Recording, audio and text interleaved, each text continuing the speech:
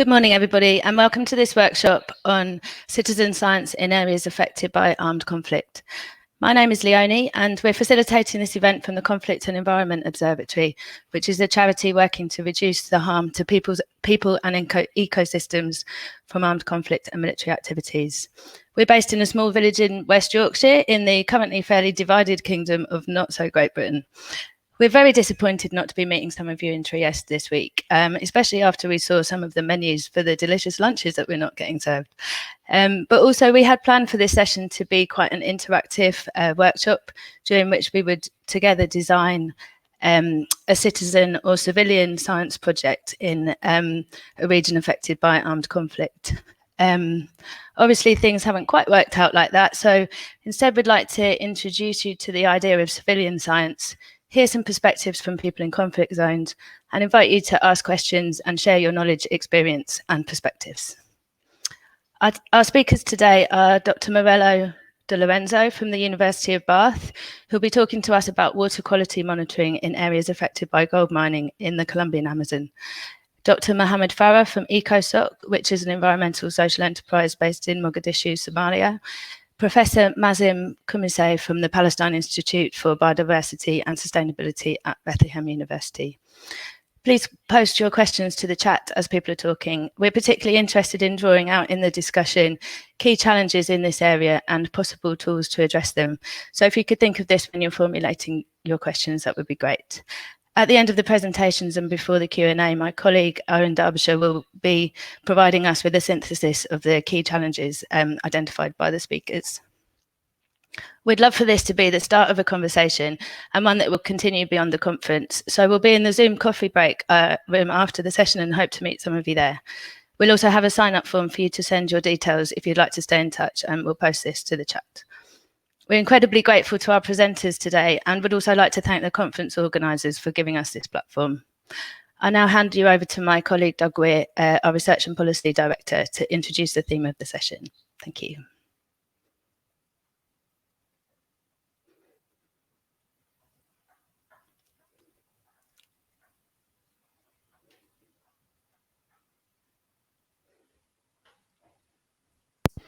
Great stuff. Thank you, Leonie.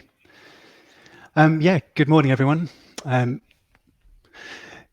just want to talk a little bit about civilian science. And yeah, just give you a little bit introduction to what we're talking about. Sorry, just sorting out the audio in the office. There we are. Excellent. Right, without further ado. So very briefly just about us. We're a small charity in the UK, and we work to increase the protection of people and ecosystems from the impact of armed conflicts and military activities. So our work involves monitoring and raising awareness of harmful incidents and activities. So we do quite a lot of Earth observation, remote sensing. We also kind of develop tools to increase data collection. Quite a lot of this is around Earth observation, but we're also very interested in these citizen science approaches and new ways, new methodologies of getting data. And we also do quite a lot of work on the kind of legal and policy side by looking at legal framework and policies which are intended to reduce harm to the environment during conflict.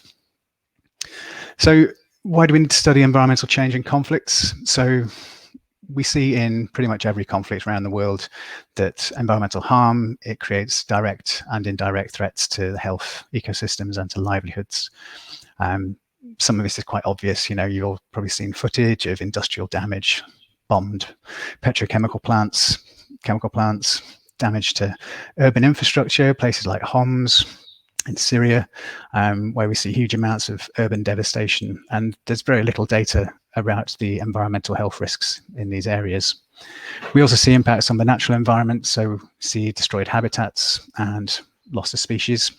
There's a few occasions where conflicts can be beneficial for biodiversity by keeping humans out and slowing human development, but overall we tend to see a very negative impact, particularly when we see governance collapsing and the protections which should be in place no longer in place.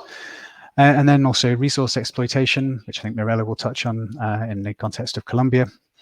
So we look at extractives in conflict areas, which can be highly damaging, particularly. And yeah, and this question of governance collapse. So this is an issue which obviously develops during a conflict, but it can go on for years and decades after the conflict, was the environmental protections within a country are set back and delayed by the presence of armed violence.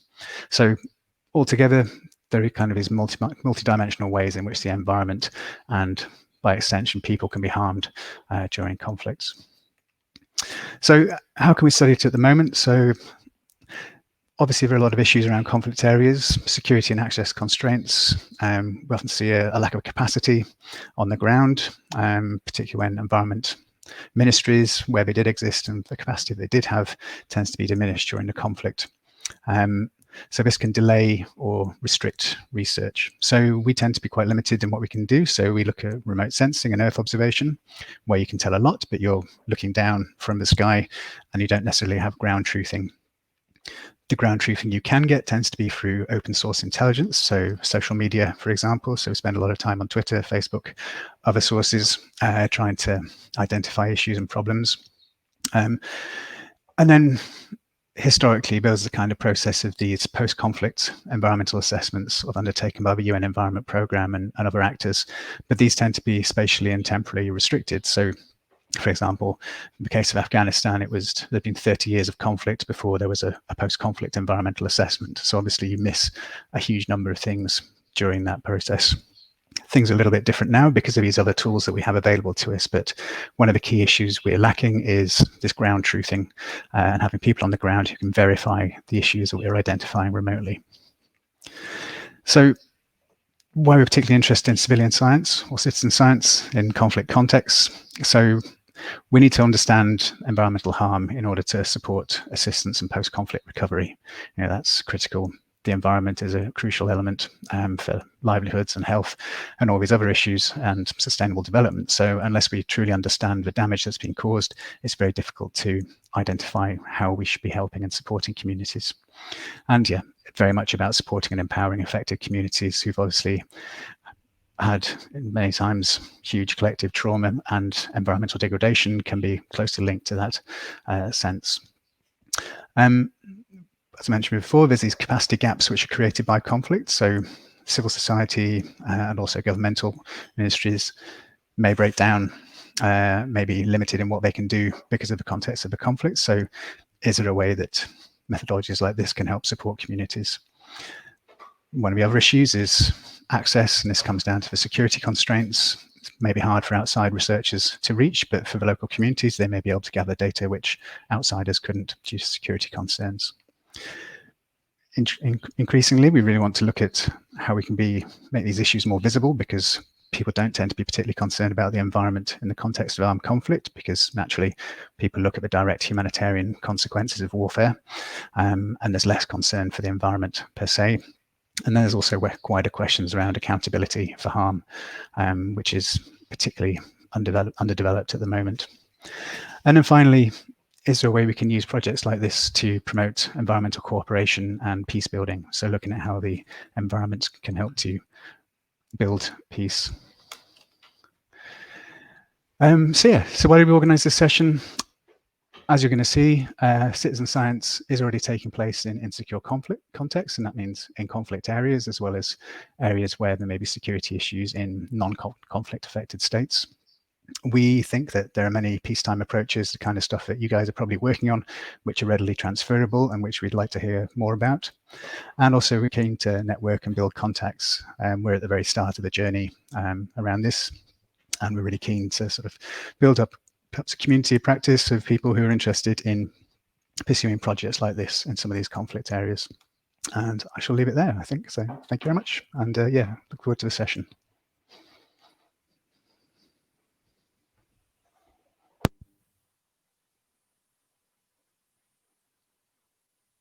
So our first speaker is Dr. Mirella de Lorenzo, who is the Director of Research for the Department of Chemical Engineering at the University of Bath in the UK. Hi, Marella. Mirella's interdisciplinary expertise lies at the interface of bioelectrochemistry, microengineering, microfluids, sensing technology, and material science. Her work addresses some of the world's most pressing development challenges, such as water, energy, and food security, and global health. by developing eco-friendly and sustainable solutions that are affordable to all. So I think you could paraphrase that as using very sciencey science to make important stuff that anyone can use. Over to you, Mirella. Hi, hello. So I'll try and share my screen again.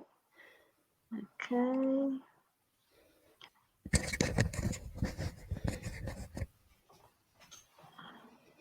All right, so I hope you can all see my screen now. What I will talk about today is our work and experience in Colombia in a post-conflict scenario. So after the civil war, and especially our experience, our field work in the Amazon. So my area of expertise, as has been already said, is on electrochemical technologies for environmental monitoring. So the work that we have done in this area was about the development of low-cost and simple and easy-to-use technologies for water monitoring. So this was a project funded by the British Council, the Newton Fund, and it was a collaboration between the University of Bath and two universities in Colombia, Universidad de los Andes and Universidad Nacional de Bogotá. So what's the context here? So Colombia is full of gold, so gold mining is quite an intense activity, and the problem is that there are a number of mining activities for gold extraction. Only few of them are legal, and most of them are illegal, so are most small scale and artisanal mining. As you can see from these pictures, they are done without any respect of safety rules. So it exposed to the person, the miner, to a lot of risks, of health risks. But of course, it also causes a number of environmental risks because of illegal discharges of mercury that is used basically for the extraction of gold into the environment, and in particular into water systems. And of course, this is a problem, especially in remote areas and in poor areas. Of course, gold mining and the release of mercury into the environment is not just a problem of Colombia. So as you can see in this map, is a problem of Latin America in general, but also Africa and Asia. So it's quite a widespread issue. And what's the problem with the discharge of the illegal discharge of mercury in the environment? Well, the problem is the bioaccumulation of mercury in water, but also in fishes. And then, of course, this is something that affects not only the environment, but of course also the public health. Colombia is the third country in the world for contamination that is affected by mercury contamination due to the illegal mining of gold. And this, as I was saying, is a problem, especially in remote areas, because the monitoring of discharges are, there is a lack basically of monitoring of discharges into the environment, but also areas like the Amazon. In areas like the Amazon, fish is the typical food. So basically the diet of the communities in the Amazon is based on the daily consumption of fish. And therefore, the bioaccumulation in kids and in adults of mercury in these communities is really high. Of course, the risk is higher in kids because they have the mercury, a bioaccumulation of mercury coming from their parents as well, from their mom as well. So we did this field work in 2 areas of the Amazon. So we worked in Leticia here, and Leticia is basically the intersection between Brazil, Colombia, and sorry, I can't remember the third country, but anyway, Peru.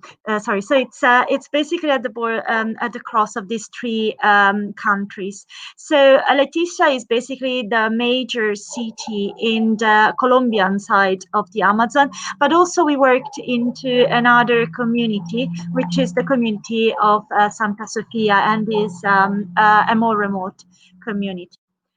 First thing that we did, so it was a team. I'm an engineer, and I was with my team from the UK of scientists, but we were also together with social scientists and with local NGOs that were basically already in contact with the community and knew the culture very well. So they were actually mediating the communication with the community. The first study that our colleagues from Colombia did was about the use of the water. So how the community used the water in the remote areas of the Amazon, and there are any sort of use of this water. So they use kids use for fun. So they play in the water. They wash clothes in the water. Water is also a means for transport and trading from one community of another. Communities in the Amazon, many communities, if not all, can only be reached via water. And of course, fishing. As I said, fish is in the daily diet of these communities. So our aim, the aim of the AguaSense project, was basically to empower these communities. A little bit as an excuse of the fact that these areas are remote, the government doesn't take any action. So there is no, at the moment, there is no monitoring of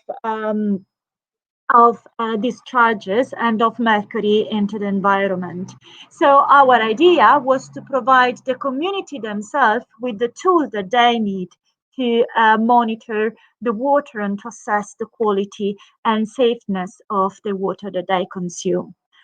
So we have developed an integrated sensing technology that does multiple monitors, so that monitors multiple parameters in the water. Physicochemical parameters such as pH, conductivity, dissolved oxygen, and temperature. These are the standard parameters that are normally monitored in water to assess the quality of water. But on the top of that, we also added some chemical monitoring of mercury, lead, cadmium, and copper. So the idea is that the technology used sends those factors, those parameters in the water. Then the data collected are transferred into a mobile device, such as a telephone, a mobile telephone, and then data are collected into an interactive map that is public and can be accessed by everyone. So the idea here was basically to create an evidence that government cannot ignore, and to give, of course, this tool into the hands of the community themselves. So this is basically some images of what we have done. So we've done some testing into the 2 sites I mentioned, so Leticia and Santa Sofia.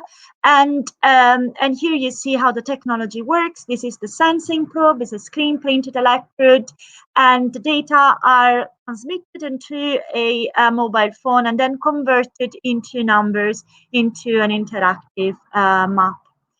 But as I said, there was a lot of work to be done with the community, because the idea there is to empower them. The idea is that they are the ones that are monitoring themselves the water. They're going to be use the technology. So When you start in a community, the first thing to do is to develop a relationship of trust. So they, first of all, need to understand that we are not there to because we want something from them, or because we are going with our own agenda for our own interest, but we're doing something for them and with them. So this is the reason why the help from the social scientist was key, because they knew also the social structure of the community.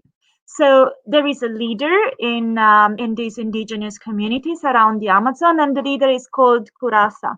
So we need to, first of all, communicate with the Kurasa. We need to talk to him, and we had to explain him what was our mission and what we wanted to do. Then there was a meeting with the key representatives of the community, where basically the Kurasa was, once the Kurasa accepted our presence in the community, the Kurasa was then explaining to the community representatives our role and the significance of our work.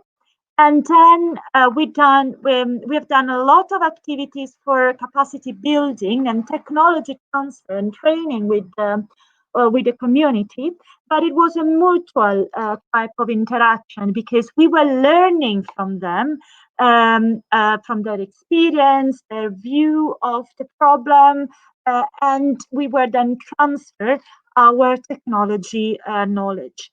And this type of mutual discussion happened via questionnaires and some role games that we've done, and interviews that we've done with the community.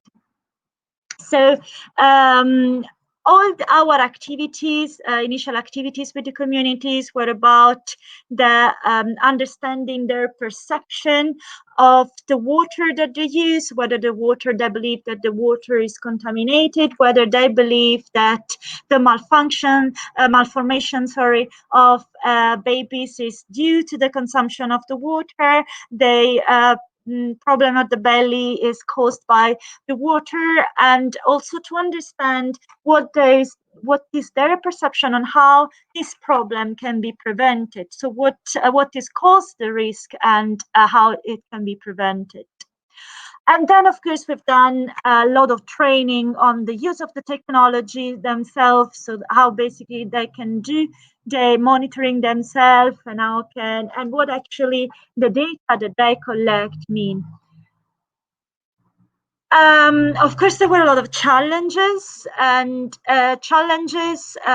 of course, in the communication and trying to work with them. But of course, we were working with social scientists, and we were working in a condition where basically the community was already well known, and the culture was well known. But there were also some challenges related to the environmental conditions, so the extreme climate condition of the Amazon. I don't know if you've ever been there, because it's extremely hot and humid, which is also a problem for the electrical systems that we were using. The other challenges was on the use of the technology themselves, because of course we come as specialists, as the experts, and what we think is easy, and we realize it's not that intuitive and that easy for the community. So we have spotted a lot of mistakes that we made, and a lot of ways of how basically we had to make a lot of suggestions on how to make the technology even more intuitive and and easy to use. But of course, the other problem is, right, we give this tool to the community, they are able to monitor the water, the quality of water, but what can we do when the water is not safe and they don't have any other source of water? So basically, what do we do with the data generated? So this caused a lot of challenges, and then basically we have been developed some other projects on the treatment as well. So this is a very short talk. I just wanted to highlight basically the importance of participatory design. So we, as the technology experts, have basically the mission to develop technologies that can enhance the quality of life of people, can protect communities and the environment, but technologies cannot be uptaken by the end users if it's not developed together with them. So it is very important if this process happens together, if the technology development happens together with the involvement with the communities, so that there is a mutual understanding of needs, and there is and there must be necessarily a lot of training with the community. And I consider this like a mutual communication and growth, because we are learning from both sides. So I thank you very much. I hope there were no problems in the understanding and in following. And this is the first time that I'm giving a talk online. I just want to talk all the people behind my work and the sponsors. And thank you for your attention. Sharing now. Many thanks, Mirella. So next I'd like to welcome Mazin Qumsiyeh, who is joining us from Bethlehem. Mazin is a Bedouin in cyberspace, a villager at home, and an inspiration to thousands. He's also a professor at Bethlehem University and has previously served on the faculties at Yale and Duke universities. He's a founder and volunteer director of the Palestine Museum of Natural History and the Palestine Institute of Biodiversity and Sustainability. Mazin has published more than 140 scientific papers on topics ranging from cultural heritage to biodiversity to cancer. And I would love to know the tally of his emails from Palestine now. So over to you, Mazin. Thank you. It's about 50-some thousand emails that receive my email. What I want to talk about today is briefly what we are doing here with getting citizens involved via volunteerism and citizen science, and then hopefully we'll have some discussion about the subject. I want you to just realize that we are very lucky in being geographically in this part of the world. Of course, this part of the world is where humans first developed agriculture. Also, it's a part of the world where most of humanity traces its origins, because when we came out of Africa, we all came through Palestine. And even birds today still recognize this and go back and forth between Eurasia and Africa through Palestine. Of course, we have a conflict. The conflict is related to the idea of changing a country that was multi-ethnic, multicultural, multi-religious state called Palestine, to make it the Jewish state of Israel.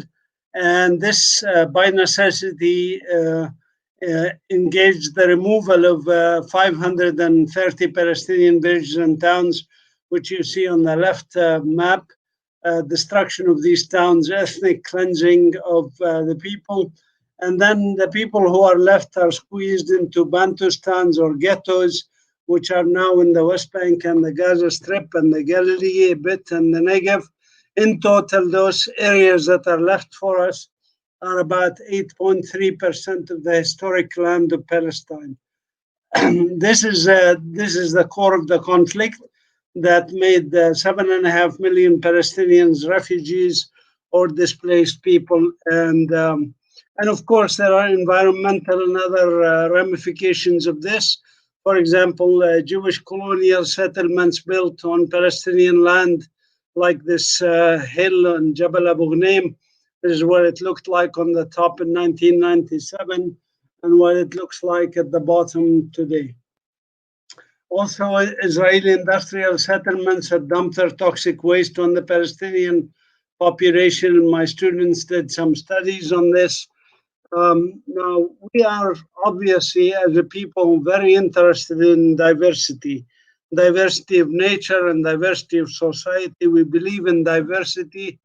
This is a picture from 1932 Palestine, where religious and secular leaders, Muslims, Christians, and Jewish, Baha'i, etc., native people who lived here of various backgrounds in relative harmony with nature, managed to survive without any problems together for hundreds and thousands of years. And here they are objecting to the idea of transformation to a monolithic society and culture.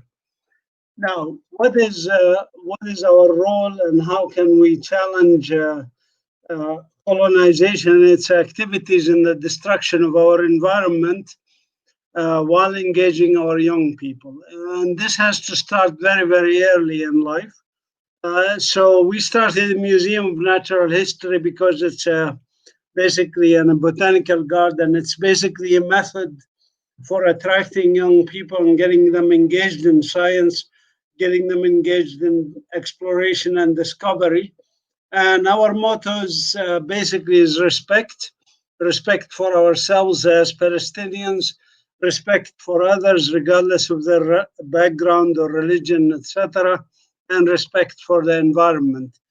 And our ultimate mission and goals are, or vision, if you want, is sustainable human and natural communities. And for that, we need people to be engaged. We need people to engage with citizen science. Now, in this room, actually, I have some volunteers and others who were working with us, and we engage with students who volunteer to collect data and do research on various aspects. We also started a group called Palestine Action for the Planet, and the idea is to mobilize people and mobilize both native people and also in collaboration with internationals and others who want to help us to be able to affect change locally and, of course, globally. So this is part of Extinction Rebellion and others. We hold meetings, we do activities. Our challenges, of course, are numerous under situations of conflict. They include colonization activities, lack of freedom of movement, the fact that Israel doesn't allow us even, don't allow us to receive basic supplies we need, but also even internationals who volunteer sometimes are denied entry at the border because we are under colonial occupation. Israel controls all entry and exit. So the native people are deprived of any support. We also have a lack of resources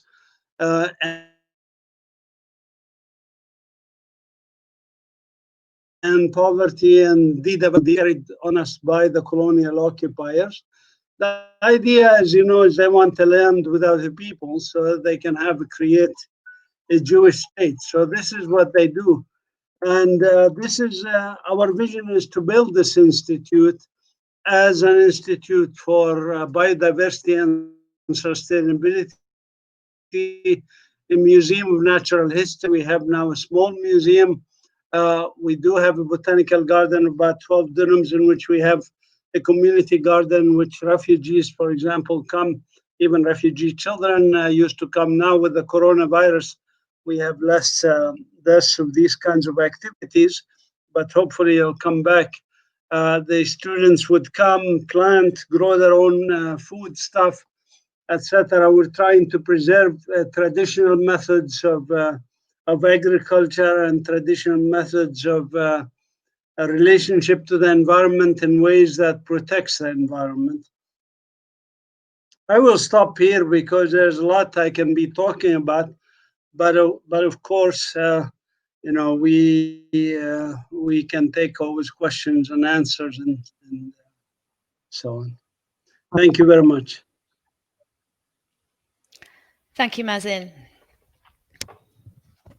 Okay, so we had intended to go to our speaker from Somalia next. However, he seems to be having some connectivity issues. So we're going to take a couple of questions for the speakers that have already been on. Mirella, a question from Nora Salas-Sioni. Did the population have knowledge about the negative effects of water on their health? Did you find defiance towards the idea that water was causing their health problems? So it was quite contradictory. Yes, most of them realized that it was when they were drinking. Sometimes that the belly pain was associated to drinking water. The problem is that this is when actually they were drinking water in the dry season, when water is heavily contaminated with microorganisms. The issue with mercury contamination is not as direct. I mean, you can drink water contaminated by mercury, you can eat the fish contaminated by mercury, but you don't see the effects directly on the same day or the day after. So that was the trickiest to let them understand. Also because gold mining is a source of good, actually, money and income for the community. So they do realize that there is that the kids have a lot of malformations, but it's quite tricky for them to connect it to the fact that they are eating the fish or because of the illegal activities, artisanal activities that they are doing. So and this is actually what we were trying and do with the help of the social scientists, and also with eating fish.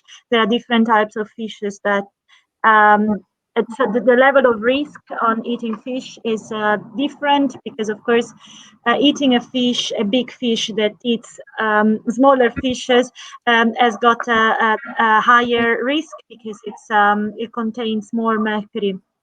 Of course, so the bioaccumulation of mercury is higher. So we were just trying and educate to eat less fish, and also to eat some specific type of fish. But it's not that easy. This is something they would just tell you. This is something that my parents were doing, my grandparents were doing. We've always been doing that. It cannot be this the reason. So I'm afraid, no, it's not that easy to let them understand the cause of the problem, and that's why it requires a lot of work and a lot of activities together.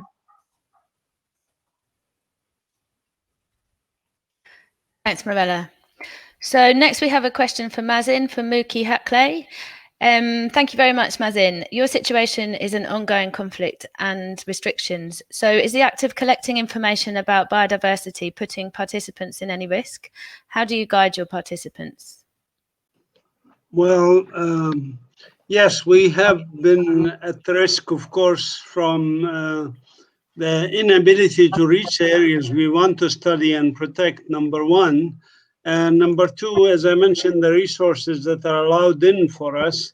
The fact that everything we do here is considered an act of resistance, even when it involves education, conservation of our environment, etc., are considered acts of resistance that are prohibited by the colonial occupiers, or not encouraged, not supported, and certainly challenged in ways.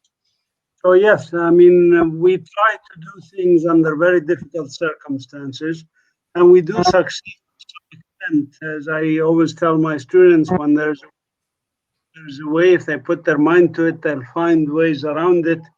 We have projects, for example, of collaboration with our colleagues, Palestinians in the Galilee, and I am, as a Palestinian, I'm not allowed to cross into Jerusalem or go to the Galilee, certainly.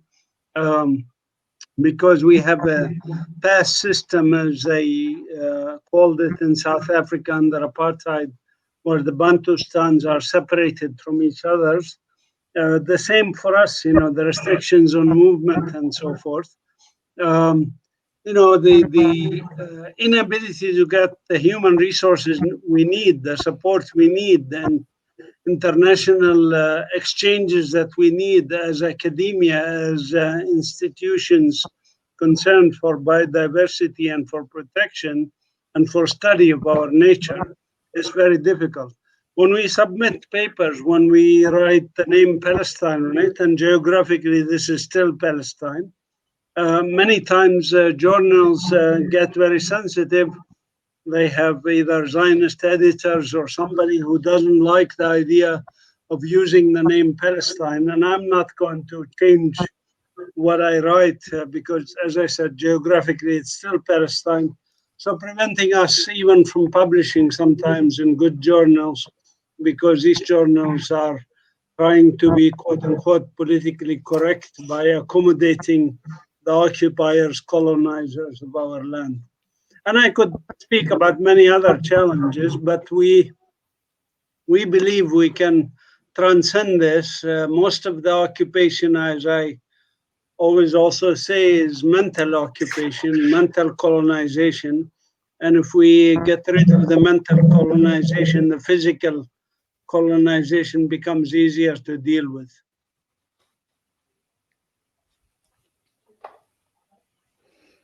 Thanks, Mazin. Okay, so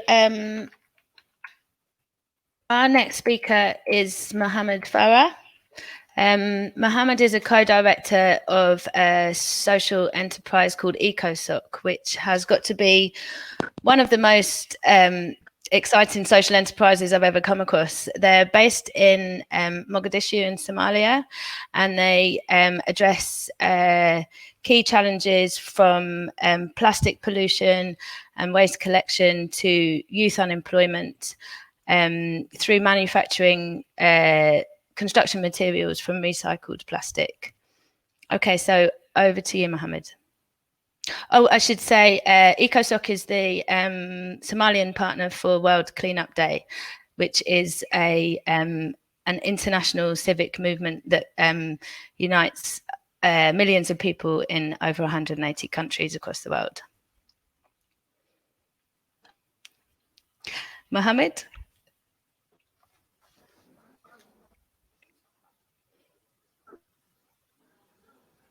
Can you hear me?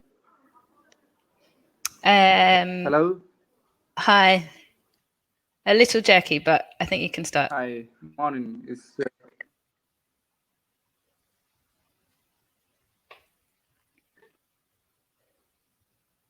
I guess the internet in Mogadishu may be somewhat sketchy. My voice clear because my connection is weak. You're kind of coming and going.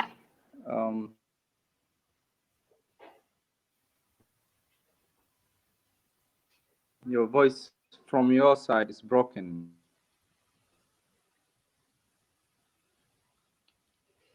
Okay, so I think Doug is going to run through Mohammed's slides. So over to you, Doug. Thanks, Leonie. Can you hear me okay? Okay, yeah, Mohammed, terribly sorry about this. I think our internet in West Yorkshire is about as sketchy as that in Mogadishu. Yeah, I'm not going to do justice to your slides, but hopefully you can join us properly for the Q&A afterwards. So, as Leonie has said, EcoSoc is a social enterprise based in Mogadishu. It seeks to address climate change and plastic pollution.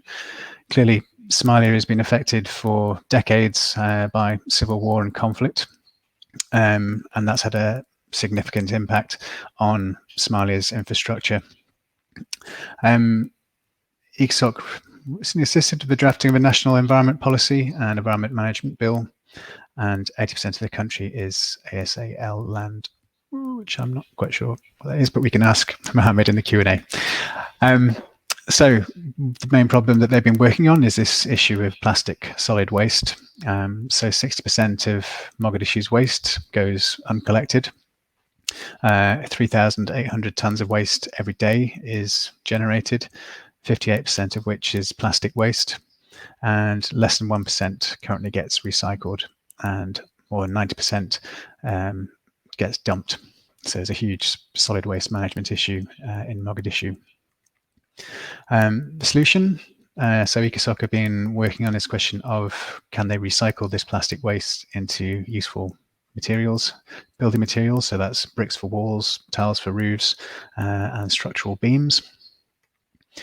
So the designs that they've been looking at is plastic extrusion and recycling, so it transforms post-consumer waste plastic into roof tiles and bricks and beams. Participating customers, they download their app, which they developed, and it lets users share the location and district zone. The app shows their location in the city, the type of plastic waste to be collected and at what time it should be collected. And then they then send out their tipper trucks and youth to go and collect the plastic waste, which is then turned into these recycled products. Obviously in Mogadishu, there are security issues which need to be addressed through their work. Pretty serious challenges, so over 300 direct deaths of environmental workers and waste collectors who are either targeted or they can be killed by remote controlled IEDs, which are hidden in trash bins along the roads and can kill them during cleanup days. They have generally very limited ability to carry out environmental impact assessments due to risks of kidnapping and bombings, very little CSR, and obviously they have difficulty finding volunteers. Obviously there are concerns that they might be killed or injured in the line of duty. However, they think they've got some transferable ideas based on their experience there. One of them obviously persistence and spirit of resilience, which clearly for most Somalis is a fundamental part of their daily life. The technologies they've developed, they think can be readily transferred. Clearly solid waste, plastic pollution is a massive issue globally. Very little is recycled, particularly in the global south and in the global north. But with these solutions, I think they can address some of these problems. And then this question of public awareness is key. So even in these conflict contexts, it's still possible to get people to engage on environmental issues in their communities. They also had support from international community. So ECOSOC and their work is part of a much larger group who run World Cleanup Day. And that's active in many countries around the world, including many conflict-affected countries like Syria, Iraq, Afghanistan. And again, this is an app-based approach to identify solid waste for cleanup. And then also political lobbying, which can be impactful and help to create the environment where these projects can flourish. And finally, their goals is to withdraw and recycle more than 2.5 million kilograms of plastic over the next 5 years, prevent 2,500 tons of CO2 emissions from dump sites and incinerators, and obviously create jobs in the local community. And yeah, Mohammed, I really hope you can join us for the Q&A, and I hope I did justice to your PowerPoint. Thank you. Thanks, Doug.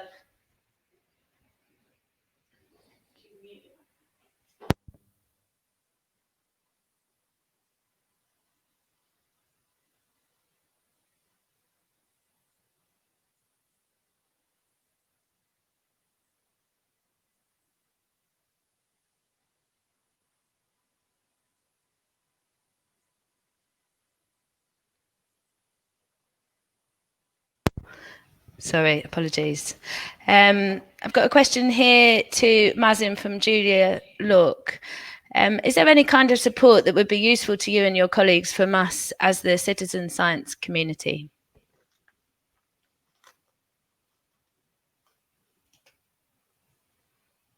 So that's a question for Mazin.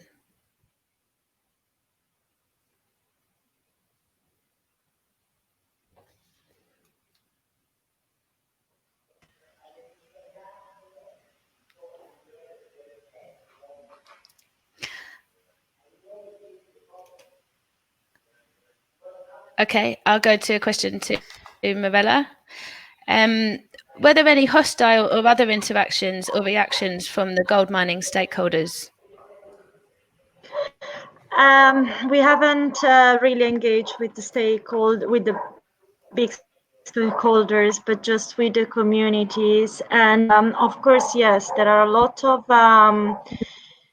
we had some difficulties with government bodies that we thought were on our side, like environmental government bodies that, I mean, of course, you need to understand that the situation in Colombia can be very corrupted. So not really, I realized I was quite naive when then because once we were there, we didn't receive the support from those we thought were going to support us. That's the thing, when you are doing this sort of activities, you are somehow entering in a complex context, and It's quite hard to do it on your own. You have to mediate with the right people. So it's not just the contact with the communities, but you need also some good communication with governmental bodies. But in a nutshell, yes, we had a lot of difficulties, and it's actually because of these difficulties that currently this project has been interrupted, so we haven't unfortunately continued with our work there. Thanks, Mirella. So I'll take a couple of general questions now. From Petra Benyi. This was initially directed at Mazin, but I think there's a kind of general question behind it. Given the multiple threats, i.e. poverty, occupation and violence, I guess it's harder to make biodiversity an interesting or motivating topic. Any tips on motivations?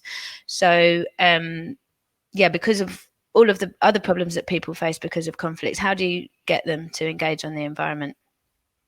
Actually, we found that it's fairly straightforward when we consider the environment as a heritage. Native people by nature want to protect their heritage. The heritage includes cultural heritage. It also includes environmental natural heritage. When we use cultural heritage, for example, as I mentioned, Palestine is part of the Fertile Crescent where our ancestors first developed agriculture. So our cultural heritage is actually also our environmental heritage because we're connected to the land. And so using this aspect gives a lot of motivation to young people, old people, etc. When we talk to, for example, young people, whether they have pride in what their grandparents and how they lived and how they were living in harmony with nature without producing solid waste and so forth. This is very motivating to them, and I think they dig deep into their own hearts and minds about love of the land, love of their country, and this allows them to engage with us at a much deeper level than if I just told them, well, we have to protect the environment because we need fresh air or something. It's really important that they use. I actually wrote an article about nature as a form of resistance and how we transcend mental colonization by working with nature, by going out into nature on a daily basis, by connecting to the soil, to the land, to the agriculture, and so forth. So this I think can be used in many native communities. The native people and the indigenous people around the world have the wisdom to connect to the land and save the land, and we need to listen to them actually. And in this, we can very much succeed despite the challenges. Thank you. Marella, did you want to comment on that question?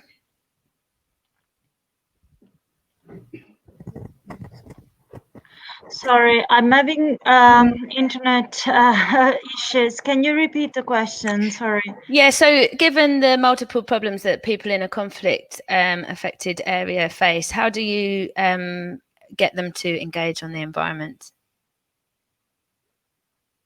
Yeah, that's exactly actually what I was saying at the beginning. The environment normally is the one left behind. And it's a tricky question, to be honest, because because I don't know the answer. It's just that, of course, there are different priorities in a conflict, and the environment is not considered one of them. I think what is important again comes with training and with education, understanding that actually the problem with the environment, although is not considering to affect directly the communities, it actually does. So I think it's again an issue of discussing and talking and promoting that actually any problem to the environment is a problem to society as well. Thanks, Mirella. So I'm going to hand over to my colleague Owen Darbyshire now, who's going to give us a bit of a synthesis of the comments we've heard so far. Yeah, thanks, Leonie, and all our panelists as well. It's a real shame that we couldn't get our colleague from Somalia in, and I guess there's a lesson there in terms of different people's access to the internet and things like that. So I'm just going to sum up the kind of range of challenges that we've identified in those presentations. And then if we can have a bit of a Q&A, we've already got some really good questions come in, but if people want to carry on sending them in, and we can kind of, on the back of identifying those challenges, try and think of some ways around them and some potential solutions going forward.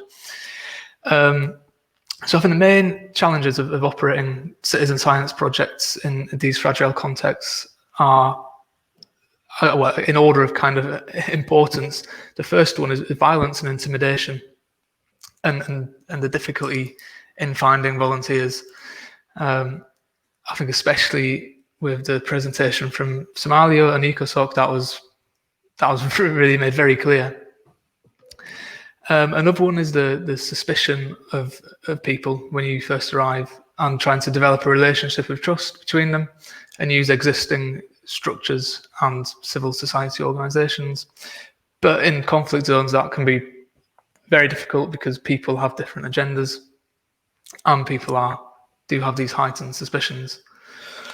I guess there's also, if it's a circumstance where you're getting an outsider kind of going into the country and trying to do work, there's going to be other language and culture issues, and maybe not even an understanding of what citizen science is, how it works, why people might be expected to do something for no kind of compensation. And I think finally the other big challenge is the lack of resources available, and that's both at the local level but also in connecting to broad people internationally, which I think Mazin kind of quite nicely captured.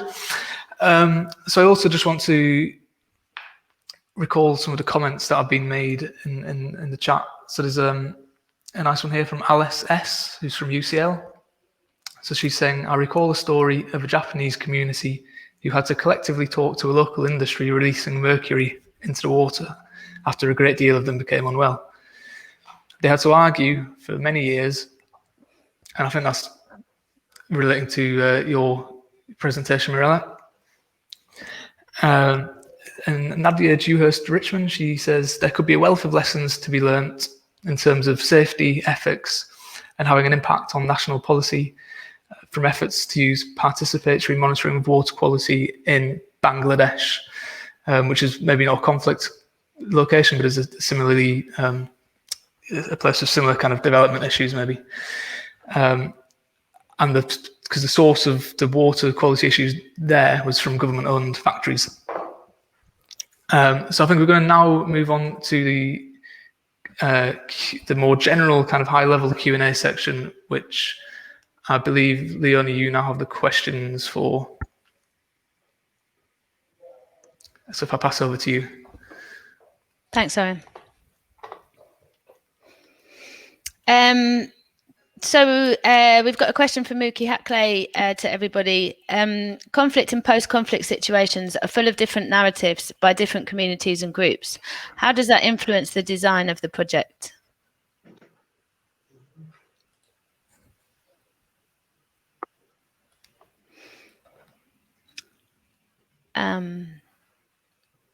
Marella, would you like to comment on that? How different narratives in conflict and post-conflict situations affects the design? Sorry, I was actually writing down my my answer. So I would say that in each the lesson learned that we could actually generalize to any situation is to understand what's the background of the place where we are working with, the community we're working with, the society. So we need to have a very deep understanding on where we are going to act. Very often is so at least what I have observed. I've done also other work in Brazil in a completely different setup and a completely different work. But what I've observed is that it's easy to engage with the community themselves. The real problem is the involvement of stakeholders like governmental bodies and those actually that have the power to change things, because of course there are other interests that move those stakeholders. So I would say that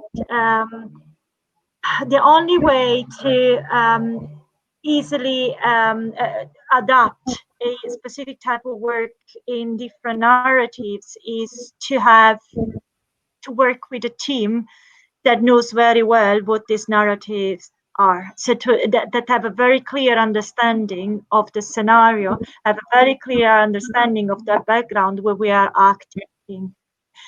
And they have an understanding of the culture and an understanding on how to engage and involve the people, the communities that are directly affected, but they also have an understanding on how the other things works, how we can engage with the governmental bodies, with those stakeholders that have a tangible and a real power in changing the things.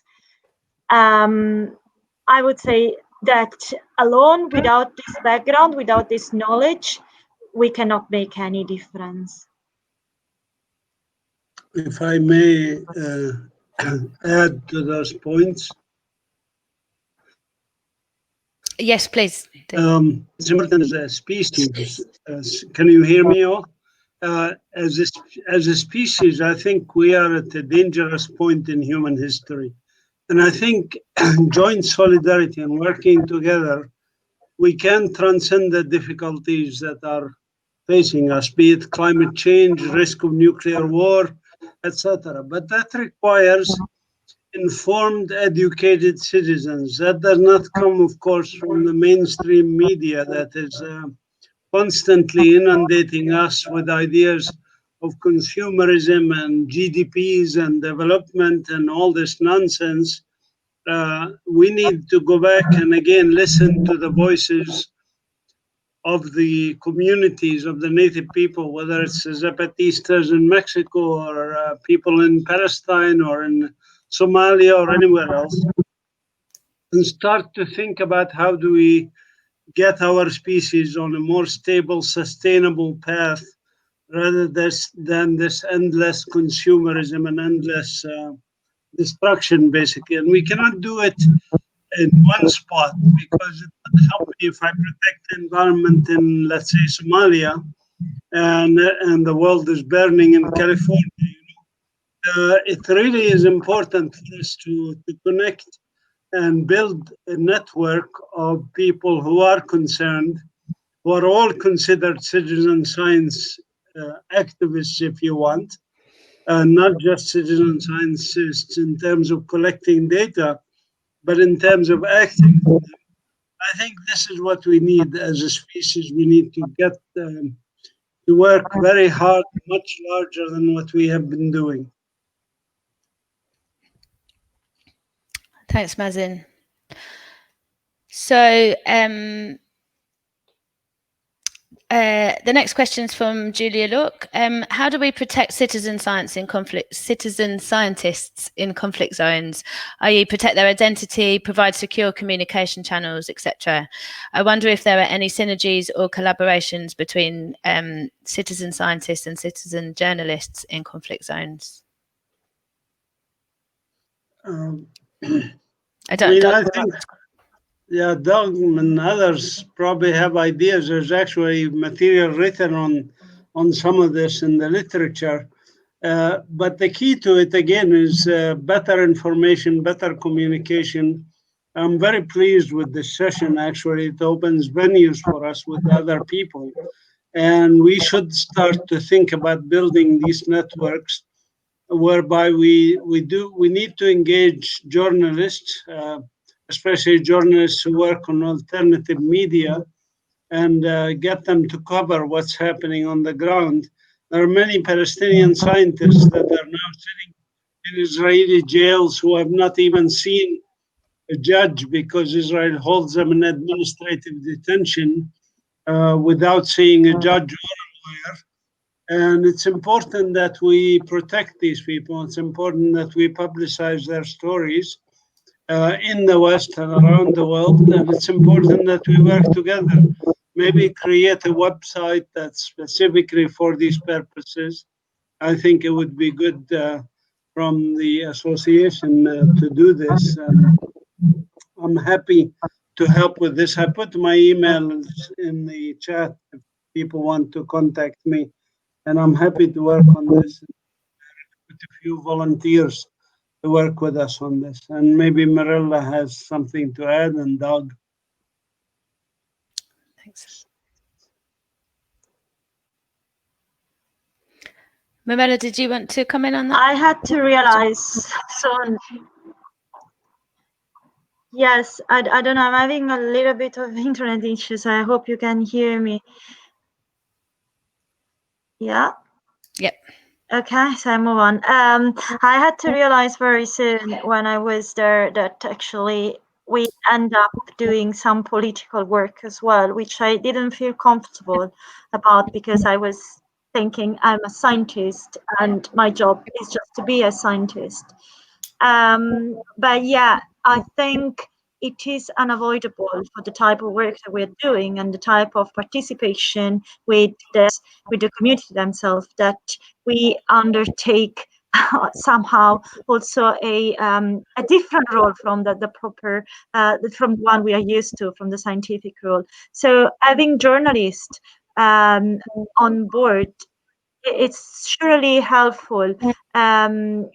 Yeah, I think it's surely helpful. Okay, thanks. So this is maybe a question for Doug, but also there's we could take some general thoughts. Are there any international agreements about environmental issues in conflict situations? Cool. Thanks, Leonie. Mr. Mike. Yeah, there are international agreements concerning the environmental protection during conflict. So international humanitarian law has some very weak provisions for the protection of the environment. There are supposed to be some restrictions on, for example, targeting sites with dangerous forces. That might be dams or dikes or nuclear power stations. There are some restrictions on damaging parts of the environment which are necessary for the survival of the civilian population. So that might be avoiding, for example, destroying crops or agriculture.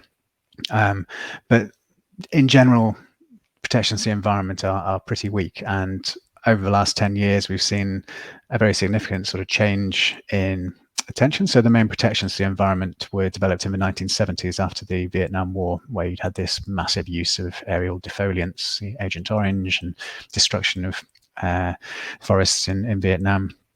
And they were very much of their time. Whereas now, over the last 10 years, we've had this development where we're now looking at having this set of 28 legal principles, which is being developed by UN lawyers, which cover every element of conflict. So during conflict, things that should be done before conflict, things that should be done after conflict, such as post-conflict assessment and assistance, and also what should be done in situations of occupation. And that's one of the kind of particularly interesting areas where the law of occupation, which dates back to the early 20th century, didn't really have much to say about environmental protection. Had some work around natural resources, but now these new principles, they're kind of integrating environmental human rights into protections for the occupied population. So at the moment, there's kind of this big surge to look at all these different fields of law: international humanitarian law, domestic environmental law, human rights law, and try and develop this kind of new, stronger framework protecting the environment. Obviously, there's a huge gap between these laws being developed and them actually being implemented on the ground and them influencing the behavior of states parties and parties to conflicts, and they're mostly aimed at states and not necessarily to non-state actors. So for example, in Colombia you would have FARC and ELN for decades have been blowing up oil pipelines and infrastructure. Islamic State in Iraq blowing up oil infrastructure. So there's this question of the laws which will be there, will they necessarily, how do you influence the behavior of non-state armed groups as well as influencing states? But we're in a better place now in terms of the protections that are there. And actually one of the ways you could encourage implementation is to make sure we've got data on environmental harm and conflicts. And obviously one of the ways to get that is through citizen science, as well as some of the other work we do around remote sensing. That was quite a long answer. Thanks. Mirella, did you want to comment on that question?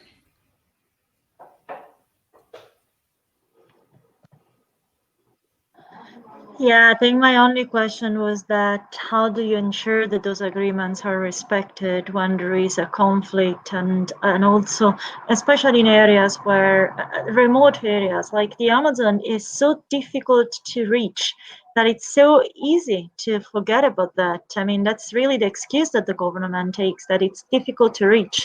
So how, even though there are agreements, how do you ensure that those are respected when, and when there is a conflict? Of course, you cannot just go there and check.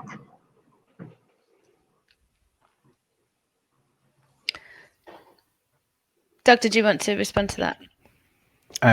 Yeah, I think it's a huge challenge. You know, at the moment we have seen massive breaches of international humanitarian law more generally, with the targeting of schools, the targeting of hospitals. We'll see the targeting of the environment, and if we can't get states to not, and non-state actors to not target schools and hospitals, then what hope do we have for them not targeting the environment? So it's fatalistic in some respects, but we would always need to expect there will be some degree of environmental damage during conflicts. And the question is, how do we respond to that, and how can we address that and assist those communities who've been impacted by it in the post-conflict phase? I mean, if I may just interject one thing, I mean, politicians, what they do is they stick their finger in the air and see where the wind is blowing. And what we have to do is mobilize enough people, and that has to be done via information. Secrecy is the biggest problem for environmental conservation, as we saw with the pipelines in the US, for example, or with other places. You know, Israel, when they did this canal between the Red Sea and the Dead Sea and pressured Jordan to take it, basically, it's environmentally catastrophic. But they kept secret what information they had. And also they did this choppy environmental impact assessment done by a beneficiary of the project, basically.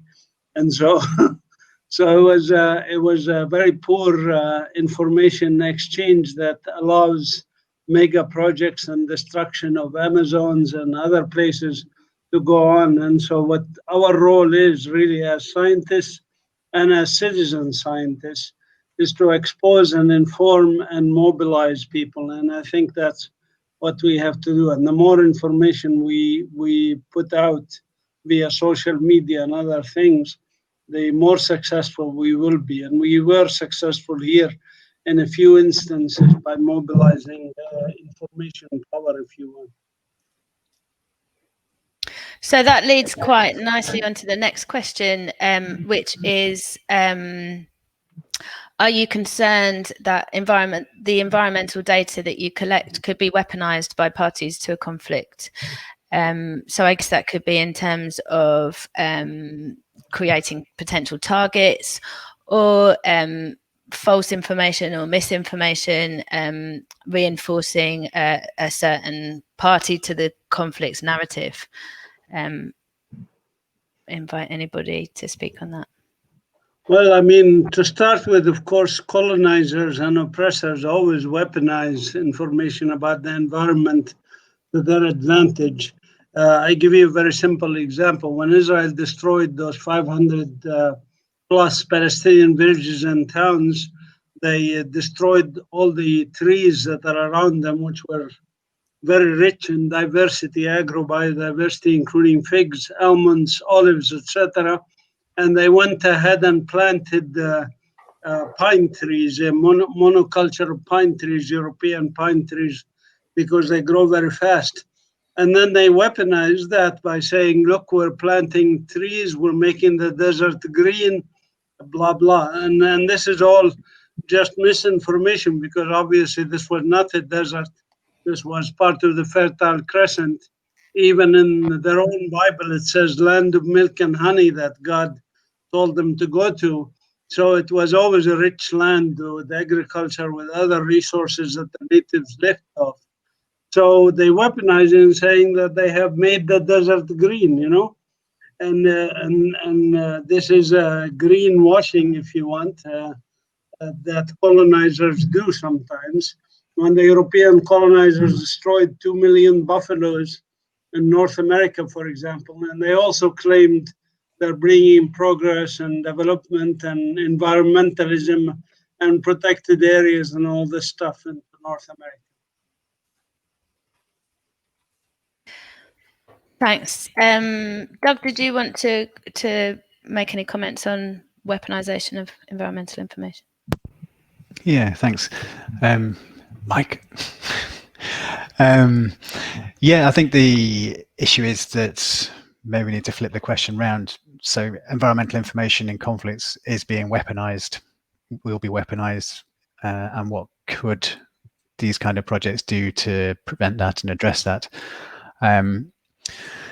So yeah, we've seen this kind of big upsurge in the kind of weaponization of environmental information during conflicts, which is being sort of mediated by social media. Obviously, there's far more information flying around than previously the case. It's always been an issue in conflicts, but it's kind of becoming accelerated in recent years. And we see it in every conflict we look at, particularly Eastern Ukraine, Yemen. You know, it's a major issue. So the question we're interested in is, well, how could these projects prevent that by, particularly if they're projects which bring in communities from both sides of the conflict who are working together to collect this data, by ensuring that your results are completely transparent, or as transparent as they can be, while still protecting the participants of the project. So yeah, just kind of flipping this on its head and using this as a way of actually depoliticizing environmental data in the context of conflicts.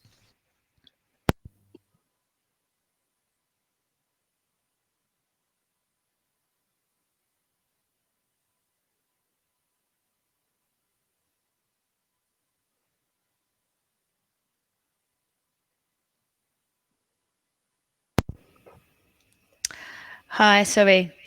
Is the best approach to get both good data and participant engagement to tackle some of the challenges with simple solutions, e.g. paper and pen surveys, or technological things such as apps or small sensors? It's a question from the audience. Anybody like to comment? In short, yes. Okay. So as you have both been talking, Mirella and Mazin, I've been kind of reflecting on the differences in your backgrounds and approach. Mirella, you're based in a Western university using very highly developed kind of scientific methods and thinking about connecting with communities in a very different context to Mazin. You're very much embedded in the community and part of the struggle there. And I'm wondering, given this kind of big difference in experiences and challenges, what are the kind of things that unites this process of citizen science in conflict zones?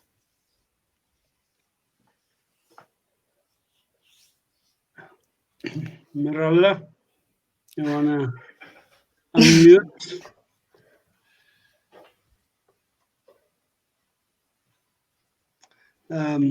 Okay. I mean, I can. Probably, I'm very sorry. Go ahead. Okay, I'll type the question if Mazin, if you want to speak, and I'll type it for Marella. Sure.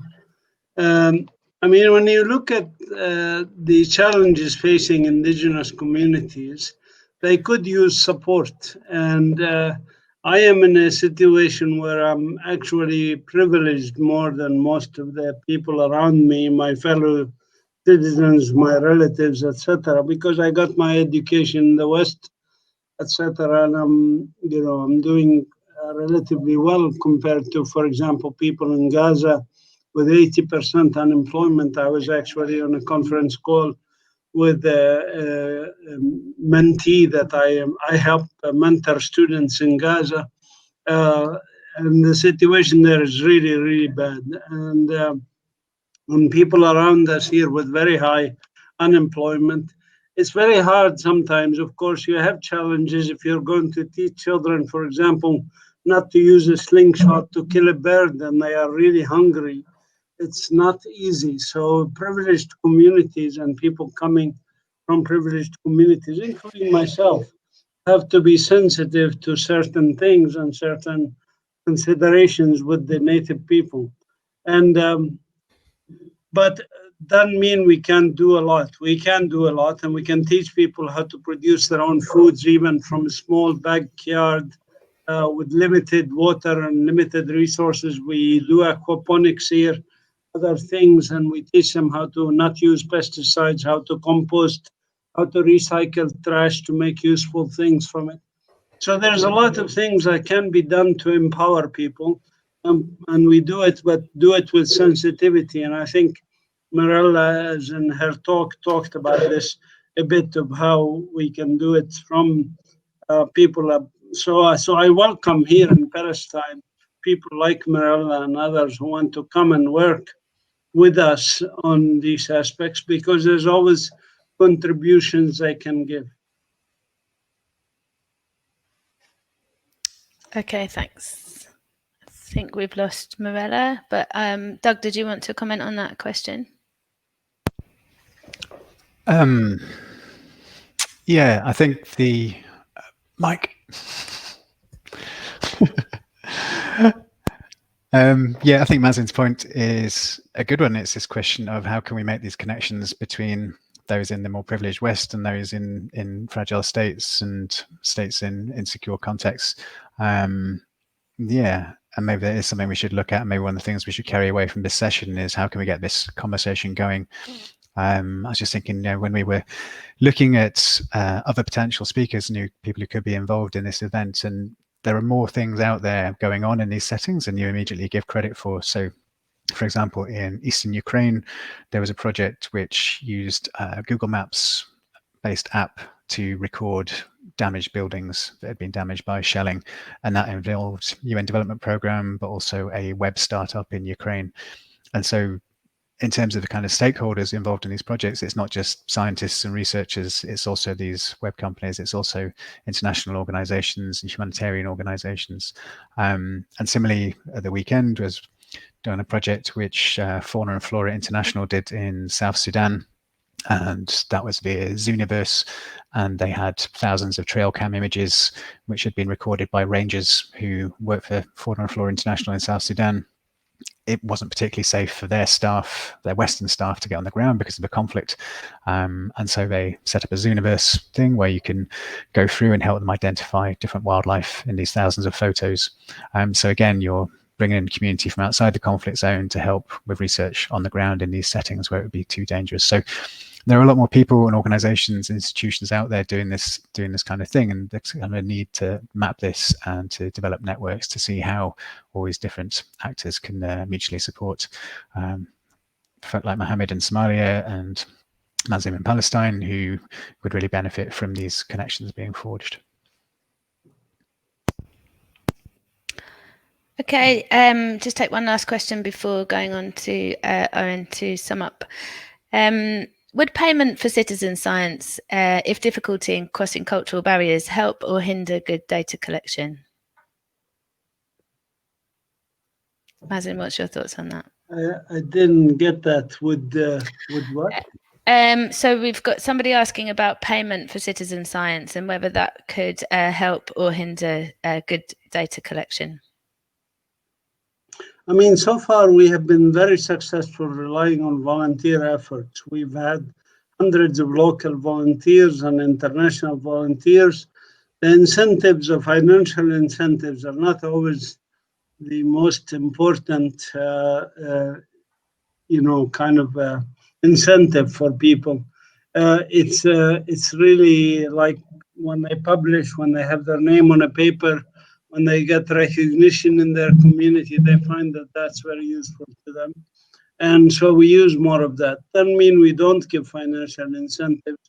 I actually support many of my students who can't afford tuition, and all I ask them if they want and to do something in return is to engage and help their communities, and that includes citizen science kind of work. So I think that financial incentives, as important as they are not everything, and we need to think of the social, psychological, and other needs of people and how to address them, friendship, teamwork, etc. Okay, thanks, Mazin. So I'm going to hand over to Owen now to give us a quick wrap up. Owen, you're muted. I think Mazin needs to leave, so I just want to say thank you and goodbye to Mazin. Thanks so much for joining us. Okay, yeah, bye Mazin, and thanks to all our panelists. We have been beset by some internet problems across all of us, so also a big thank you to EXA for kind of putting up with that. So I think that was a really interesting session, and I hope people started thinking about some new things. I guess people might be thinking, what are the next steps? So I'm just going to try and do a screen share. First of all, with the immediate next step, which is to go to the Zoom coffee break room, which we will be in. I think Mazin's had to leave, so I don't think he'll be there. Mirella, I think, is having internet problems, and Mohammed has also had internet problems throughout. Thinking further afield, it would be great to kind of use the energy from this session to kind of get more involved in new projects or in projects with people like Mazin. And we've actually set up a Google form for collaboration. Unfortunately, my computer is crashing and it won't let me share screen. So the link for that I cannot currently put up on the screen, so sorry about that. But we will, I can't paste it either because I've got a not responding on the StreamYard. Sorry. But if either Leonie or Doug could paste that into the chat, and then we can use that Google form as a place where people can sign up, and we can think about future events and future projects and future collaborations and ways to overcome many of the different challenges we've kind of identified today. So I think with that, a big thank you to everyone, and see you in the coffee break room. Thanks, everyone. Brilliant. Thank you, everyone. Bye-bye.